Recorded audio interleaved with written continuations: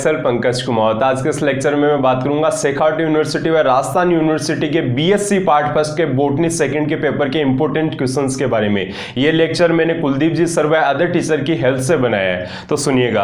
आपकी जो first unit है microbiology, mycology and plant pathology, उसके रिगार्डिंग कुछ इंपॉर्टेंट क्वेश्चंस है कि आपको इन पे टिप्पणी लिखनी है, यानी जो आपके शॉर्ट फॉर्मेट में इनको लिखना है। अंतःबीजाणु, वैक्सीन, संयुग्मन व रूपांतरण। अंतःबीजाणु यानी एंडोस्पोर, वैक्सीन के बारे में, और संयुग्मन व रूपांतरण यानी कॉन्जुगेशन और मॉडिफिकेशन के बारे में। नेक्स्ट क्वेश्चन है माइक्रोप्लाज्मा की आकारिकी, कोशिका संरचना, इसके बारे में लिखना है, यानी जो माइक्रोप्लाज्मा है उसकी मॉर्फोलॉजी, आकारिकी मीनिंग मॉर्फोलॉजी, और उसकी स्ट्रक्चर विथ अच्छे से उसकी नेमिंग करनी है। नेक्स्ट क्वेश्चन है सतही उपांग व कसाविकाई। सतही उपांग का मीनिंग क्या होगा? सेल के ऊपर जिस तरह से कुछ एक्सटर्नल जो पार्ट्स है वो डेवलप हो जाते हैं, जिस तरह से आपने एक सेल का एक पार्ट पढ़ा होगा मीजोसोम, जो जीवाणु में इनमें पाया जाता है, ठीक है, जो रेस्पिरेशन के लिए क्या हो जाता है, मॉडिफाइड हो जाता है।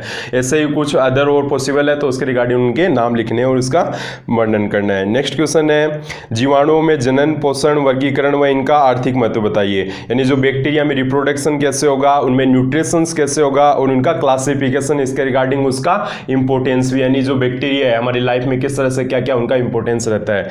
नेक्स्ट क्वेश्चन है यू बैक्टीरिया की आकारिकी व पोषण का वर्णन कीजिए, यानी जो यू बैक्टीरिया होता है उसकी आपको मॉर्फोलॉजी और पोषण, यानी उसमें कौन कौन से न्यूट्रिशंस के टाइप पाए जाते हैं, विथ एग्जाम्पल आपको कवर करनी है। मैं फिर कह रहा हूं विथ एग्जाम्पल, यदि एग्जाम्पल नहीं लिखोगे तो ये मीनिंगलेस है सिस्टम। नेक्स्ट क्वेश्चन है माइक्रोप्लाज्मा की संरचना व जनन को सविस्तार समझाइए। वही सेम क्वेश्चन रिपीट हो गया कि माइक्रोप्लाज्मा है उसकी स्ट्रक्चर, उसके साथ में इसमें रिप्रोडक्शन विथ स्ट्रक्चर। नेक्स्ट आपका सेकंड यूनिट है कवकों के सुकाय, स्लगन, सामान्य लक्षण, जनन व आर्थिक महत्व को समझाइए, यानी जो फंजाई है उसकी मॉर्फोलॉजी, उसके नॉर्मल कैरेक्टर और उसके रिगार्डिंग उसमें रिप्रोडक्शन और उनकी इंपॉर्टेंस, वो का वही, यानी जिस तरह से बैक्टीरिया में किया था वैसे ही आपको किसमें, फंजाई में। नेक्स्ट क्वेश्चन है बैक्टीरियोफेज के जीवन चक्र का सविस्तार वर्णन कीजिए, यानी जो बैक्टीरियोफेज है इसकी जो मिडिल स्टेज है उसका भी देखो एक साइकिल बना रखा है, उसको आपको विथ साइकिल है इसको कवर करना है, और उसका यानी लाइफ साइकिल। नेक्स्ट क्वेश्चन है इन पर संक्षिप्त टिप्पणी लिखनी है। रस्ट व समट है, इस पर आपको क्या करना है, यदि दोनों ये क्वेश्चन साथ में आते हैं तो आपको इसको इंडेक्स वाइज भी लिख सकते हो, और इसके रिगार्डिंग विथ स्ट्रक्चर इनको कवर करना है। नेक्स्ट क्वेश्चन है पिट्टिका खंड, यानी जो पिट्टिका खंड इसका जो फंजाई का जो क्लासिफिकेशन में एक पार्ट लिखा था, उसके पिट्टिका खंड पे टिप्पणी लिखनी है। नेक्स्ट क्वेश्चन है तंबाकू मोजेक वायरस, यानी जो टोबैको मोजेक वायरस है उस पर भी लिखनी है। टोबैको मोजेक वायरस है इसका स्ट्रक्चर विथ स्ट्रक्चर कवर होना चाहिए। नेक्स्ट क्वेश्चन है एलेक्सोपोलस द्वारा प्रस्तुत कवकों का वर्गीकरण, यानी जो एलेक्सोपोलस है उन्होंने क्या किया था, फंजाई का क्लासिफिकेशन है किस टाइप से दिया था, कौन कौन से पार्ट्स दिए थे, वो आपको कवर करना है। नेक्स्ट क्वेश्चन है मोजेक रोग, ये तो हो गया कंप्लीट।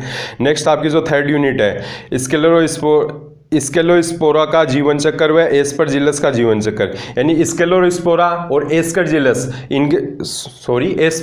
स्केलोस्पोरा एंड एस्परजिलस, इनका लाइफ साइकिल यदि आप अच्छे से वो चक्कर बना दोगे ना, यदि उसमें कुछ भी यदि डेटा में इनकेस आपने थोड़ा कम भी लिखा या कैसा भी लिखा वो चल जाएगा, बट आपको लाइफ साइकिल का जो डायग्राम है वो अच्छे से आपको कवर करना है, मार्क्स उससे के मिलेंगे। नेक्स्ट क्वेश्चन है बाजरे का हरित बाली रोग व पेजाइजा में फलन का है, यानी जो मिलेट ग्रीन डिजीज है, जो मिलेट ग्रीन डिजीज है और जो पेजाइजा का फलन का है उसके बारे में लिखना है। नेक्स्ट क्वेश्चन है निम्न पर टिप्पणी लिखिए। सफेद कीट रोग व एल्ब्यूगो का जीवन चक्र, यानी जो व्हाइट माइट डिजीज है और एल्ब्यूगो का जो लाइफ साइकिल है उसके बारे में आपको लिखना है। नेक्स्ट क्वेश्चन है क्लिस्टोथीसियस व पेजाइजा के एपोथीसियम का वर्गीकरण, यानी जो क्लिस्टोथीसियस है और उसके साथ में पेजाइजा है उसके एपोथीसियम होता है, उसकी स्ट्रक्चर का आपको बार लिखना है। नेक्स्ट क्वेश्चन है बाजरे का अर्गट रोग, यानी जो माइलेट अर्गट डिजीज होता है, अर्गट डिजीज होता है बाजरे में, उसका आपको वर्ग लिखना है। नेक्स्ट क्वेश्चन है क्लेविसेप्स के जीवन चक्र का वर्गीकरण, यानी जो क्लेविसेप्स है उसका लाइफ साइकिल है वो आपको बताना है। नेक्स्ट क्वेश्चन है नेक्स्ट आपकी जो फोर्थ यूनिट है उसके रिगार्डिंग जो आपका अल्टरसोनिया है, जो आपका अल्टरनेरिया में अलैंगिक जनन व जीवन चक्र, यानी अल्टरनेरिया है उसमें एसेक्सुअल रिप्रोडक्शन है, उसका किस तरह से क्या टाइप होगा, किस तरह से होगा, विथ आपको साइकिल और उसका लाइफ साइकिल भी इसमें कवर करना है। नेक्स्ट क्वेश्चन है पक्सिनिया का जीवन चक्र व एगेरिस का जीवन चक्र, यानी पक्सिनिया व एगेरिकस, इन दोनों का लाइफ साइकिल। मैं फिर बोल रहा हूँ, यदि ये लाइफ साइकिल आता है तो आपने यदि अच्छे से वो जो रोटेटिंग वाला जो डायग्राम है यदि वो अच्छे से बना दिया है तो जो एग्जामिनर है वो आपकी जो नीचे बाद में आगे रामायण लिखते हो ना उनको नहीं पढ़ता, वो सिर्फ आपके लाइफ साइकिल है उसी पे फोकस करता है। आप चाहे अंदर उसमें जो रामायण नीचे लिखते हो उसमें चाहे कुछ भी किसी भी टाइप से लिख जाना वो सब चल जाएगा, बट जो लाइफ साइकिल लिखते हो उसको अच्छे से कवर करना। नेक्स्ट क्वेश्चन है, निम्न पर संक्षिप्त टिप्पणी लिखिए। एगेरिकस की यानी एगेरिकस के स्ट्रक्चर है। नेक्स्ट क्वेश्चन है, ऑस्ट्रेलेगो में कवकजाल व द्विकेंद्रीय भवन का जीवन चक्र। यानी ऑस्ट्रेलेगो है उसमें जो कवकजाल है और इसका द्विकेंद्रीय की भवन, यानी इसमें जो डबल सेंट्रोमियर आ जाते हैं, डबल केंद्रक आ जाते हैं, उसके बारे में लिखना है। नेक्स्ट क्वेश्चन है, गेहूं में अनावर्त व निरावर्त कंड रोग, यानी जो क्रोनिक ट्यूबर डिजीज है, जो क्रोनिक ट्यूबर डिजीज है वीट में, और इसके साथ में ये जो नोडुलर ट्यूबर डिजीज है इन वीट में, ये दोनों लिखने हैं। यानी जो गेहूं में अनावर्त और निरावर्त रोग है ये मोस्ट इंपॉर्टेंट क्वेश्चन है, इसको ढंग से देखना। नेक्स्ट क्वेश्चन है, आलू की अंगेती अंगमारी रोग, यानी जो अर्ली ब्लाइट इन पोटैटो है, इस क्वेश्चन को भी अच्छे से देखना।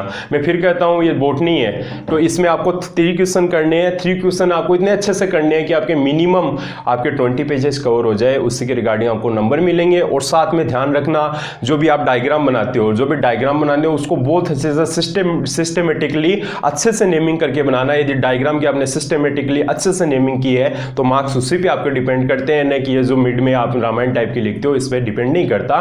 डिपेंड करता है आपके सिर्फ जो स्ट्रक्चर है, डायग्राम है, उसके नेमिंग आप कितनी इफेक्टिव बना पाते हो। थैंक्स। यदि किसी को रिगार्डिंग कोई भी इश्यू रहता है, कोई भी प्रॉब्लम रहती है, कोई क्वेश्चन पूछना है तो मेरे व्हाट्सएप नंबर स्क्रीन पर दिए हुए हैं, आप बेझिझक व्हाट्सएप कर सकते हो।